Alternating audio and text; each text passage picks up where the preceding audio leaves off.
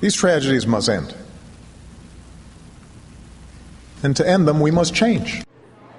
So we've just spent about a half an hour having some serious conversations about the three big topics that are coming out of this shooting, the three areas where, as the president said, we're not doing enough and we will have to change. As we've brought you the news, we actually haven't talked about this much just ourselves over the past few days. So let's go ahead and take it to the table now. Essie, what are your thoughts? Well, I'm going to talk a little later about guns and mental health. So just to touch real quick again on culture, I want to play a clip from a little movie called Bowling for Columbine.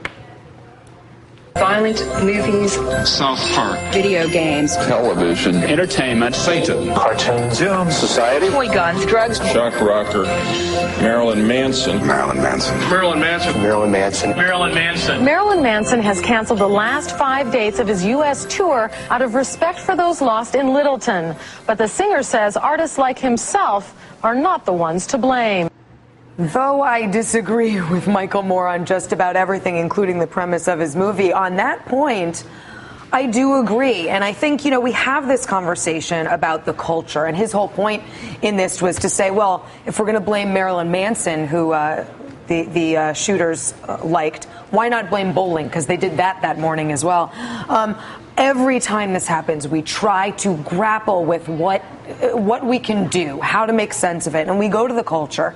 And every time, we just don't come up with satisfying answers. So I understand the impulse, but I just want to remind people that it's not a new debate that we're having about violence in our culture. Right. We have it often, and usually we come up empty.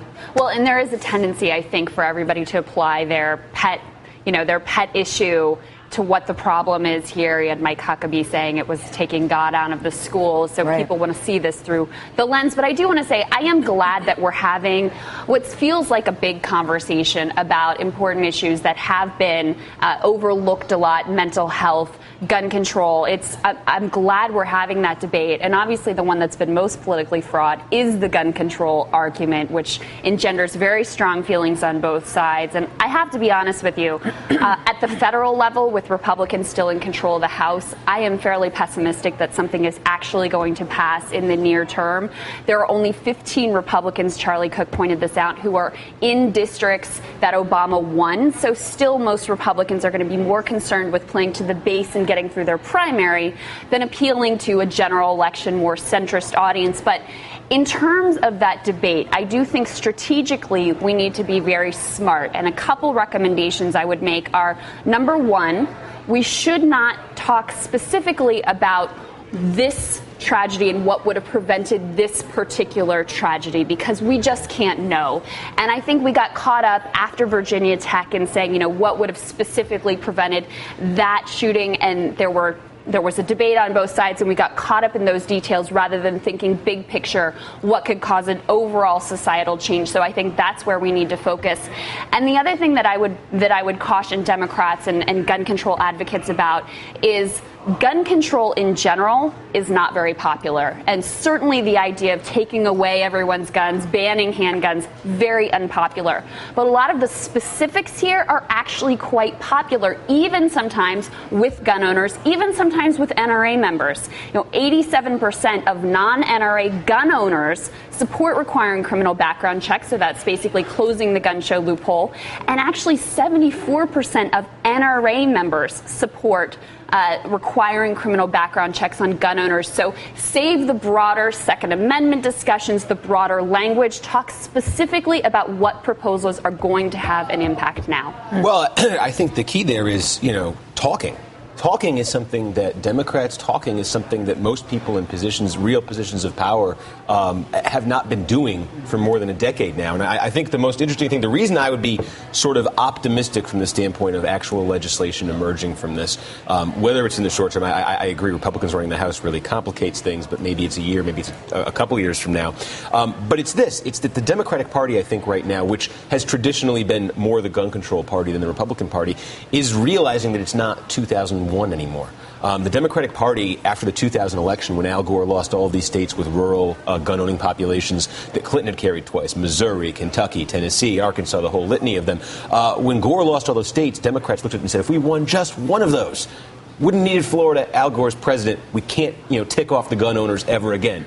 John Kerry ignored it in 2004, and Barack Obama ignored it in 2008. President Barack Obama, the only thing he's done on guns is to make it easier to carry them in national parks. I think the wake-up call, the revelation for Democrats is all these demographic shifts that we talked about that were evident in the 2012 election results, that this constituency that they have been so fearful of, these rural, generally white gun owners, they're a Republican constituency now. It's not talking about guns for the last decade has not brought any of them back to the Democratic fold. They are still voting at the same or even, increased rates for Republicans. And Democrats can look at it now and say, we can win without them. We can win with this sort of new coalition. And I think that introduces just this basic element of one political party. When one political party decides it's for something, if that becomes gun control, it puts it back on the national agenda. It forces it into the conversation. And it means if that party is in position legislatively and in terms of the executive branch to act on it, and maybe Democrats will be a couple cycles from now, then they will act on it. That's how we got the Brady bill and the assault weapons ban. I just don't know how anyone can live in this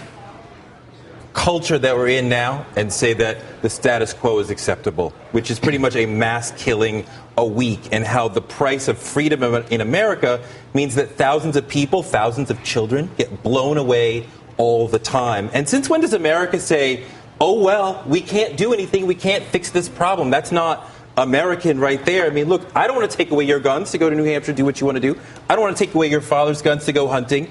But my father carries a handgun every day because he works in a very difficult neighborhood where his office is, and he's afraid of getting shot every single day.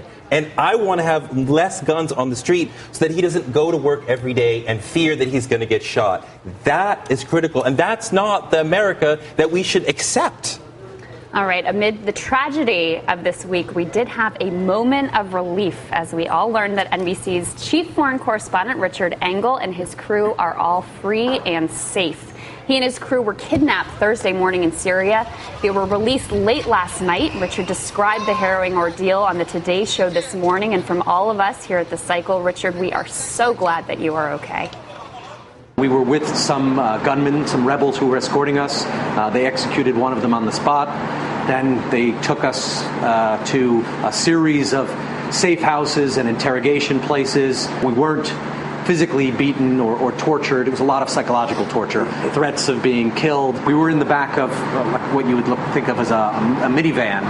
And as we were driving along the road, the kidnappers saw this checkpoint, started a gunfight with it.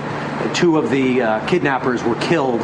We climbed out of the vehicle, and the rebels took us